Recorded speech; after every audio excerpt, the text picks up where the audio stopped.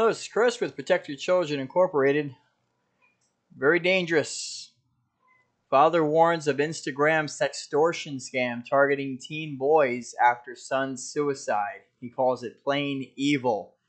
Now, we have talked about this several times, and it hasn't gotten much traction on Facebook and YouTube and Twitter and Rumble and everything else.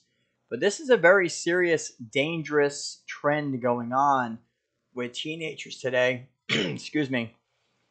Brian Montgomery says scammers posed as female acquaintance convince son to send explicit images.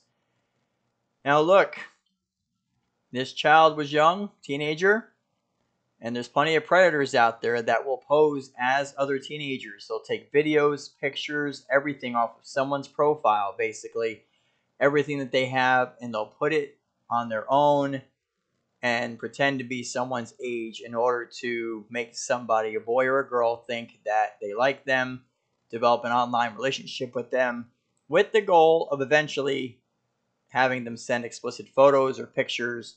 Then they use that against the child, and it's called sextortion. Let's look at this video real quick from Fox News. Let's see. There's a horrifying trend growing on social media, and we want to talk to you about it. So cyber criminals are posing as young girls and convincing boys to send them explicit images. And then once the criminals secure the pictures, that's when they pounce and threaten to send them to the boys' friends and family for money. Brian Montgomery lost his 16-year-old son, Walker, to suicide after he was a victim of this type of sextortion plot, and he joins us now. I'm sorry for your loss, Brian. And I would love to hear a little bit more about Walker and what you found after you lost him that led you to understand that this was what was happening to him behind the scenes.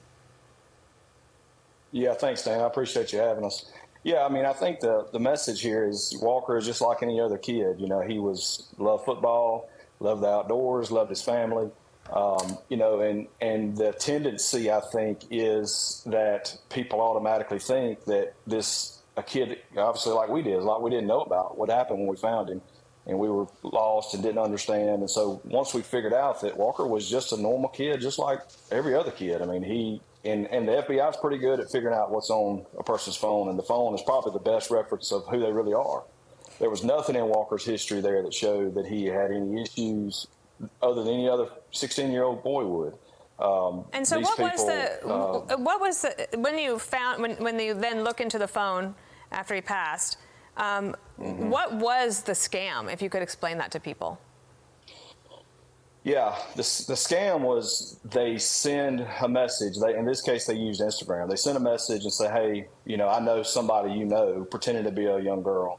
And, I mean, obviously a very attractive girl. And this particular one was a little more advanced in that they convinced Walker to open a video chat, kind of like a FaceTime like we're on right now, within Instagram.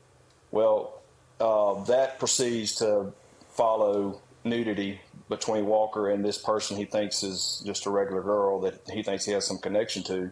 And on the other side of that, they're actually videoing Walker. Mm-hmm. And so my best way to describe it is imagine a very embarrassing sexual event for yourself or anybody in the audience, and that's on video for everybody to see. So that led, obviously, once that was over with, they came right back to Walker asking for $1,000, and the information we collected shows that the pressure Walker was under was unbearable, to the point that during this exchange, Walker finally tells them, hey, I'm going to commit suicide. I'm going to kill myself. And they respond with, go ahead, because you're already dead.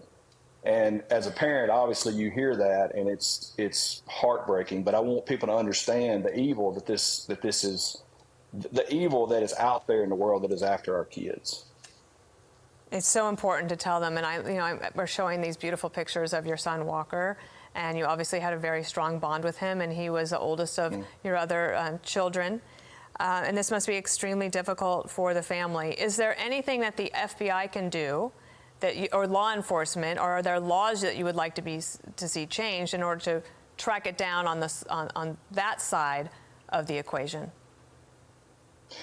Yeah, so the FBI has done a great job of working through this. They've identified that these threats came from Nigeria. I think there's some floating, theories that it was local. It was not. It was originating out of Nigeria in this case, and they're working very hard to bring these people to justice. But and of course, we're very interested in that and want to bring that pressure. The other side is two really other fronts that we need to pay attention to. I mean, there's a lot of criminal activity that are originating within social media, and our tech companies have the ability to filter and censor some, especially for minors, and they're not investing in those technologies as aggressively or something they can sell, and that's the financial result of this. The other side of it is as parents, something that I would say today that if you could make an instant difference in your family is don't allow your children by themselves in a bedroom, in a bathroom, anywhere with these phones without supervision, because they're not capable of understanding the dangers that are on the other side of it.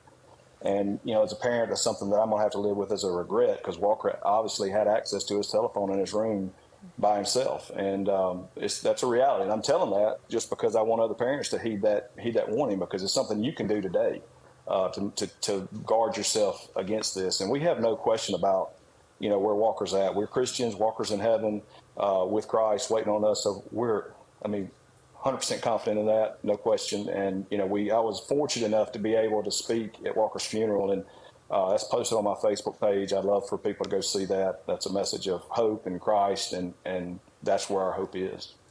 Brian, I wish I could be there with you now. I would give you a big hug. I'm impressed with your ability to express all of this with such grace and dignity and conviction. And I think that's a real tribute to your beautiful son, Walker. Sorry for your loss. Thank you for coming on the show.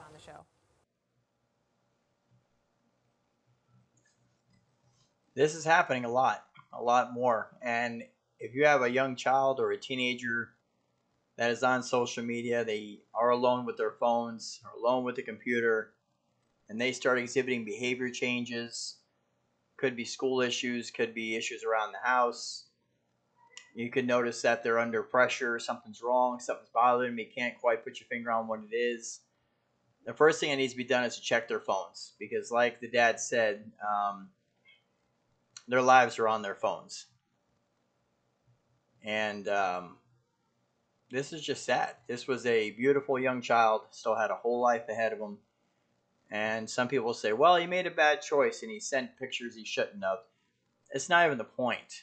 Obviously you want to teach your kids not to send obscene photos, any kind of video or picture like that to anybody, even their quote-unquote friends, obviously.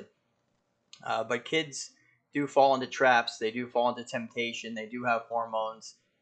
This person, like we said earlier, posed as a beautiful young girl that this boy would be interested in. So they think it's just between them. And the reality is that it's not. You never know who is on the other side of that computer, who is on the other side of that website or those pictures or that profile. You just don't know. And the kids can't take any chances. So our heart is with this family. It's sad. It's sad that this boy, it's sad that he felt like he couldn't go to anybody, that he couldn't go to his family. He couldn't say, look, I messed up. I sent something I shouldn't have, and now they're going to release it to everybody unless we pay money. He felt like he had nowhere to turn except suicide. And that's a life taken out. And you know what? The dad's right. Social media companies have a bigger role to play. They have the technology where they can capture these people. They can stop these profiles. They can see what goes on if they need to. They can start off with age identification, right? Verify the people's age. What about ID in general? Who is actually creating these profiles? They can set up technology to make sure that happens. They can track all of this if they really want to.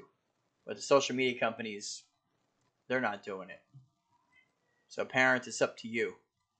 And if there's any kids watching this, don't, under any circumstance, send any kind of compromising photo, video, even saying stuff that you're afraid if it ever got out. That can be recorded on a conversation. So anything that can be used against you, you don't want to be doing. And if you're a child that's in a situation like this now, trust the people that love you. Go get help. tell somebody. Don't ever take your life. It's too important and too precious. And this situation will get past. It'll pass. But don't give up. Parents, be nosy. Like we always say, be nosy. Be in your kids' phones. You got to be in their business. This is exactly why. Keep them safe. Visit protectyourchildren.org, protectyourchildren.org. We have tons of great education and awareness material on that website, including the in-depth protection packet, which talks about sextortion. It talks about all the other warning signs, behavior changes, personality profiles of predators, a whole lot of other great information that can keep your kids safe. There's podcasts, there's videos, a whole lot of great information. It's all free. So please check out protectyourchildren.org today. This is Chris with Protect Your Children. Till next time, stay safe and keep protecting the kids. Thank you.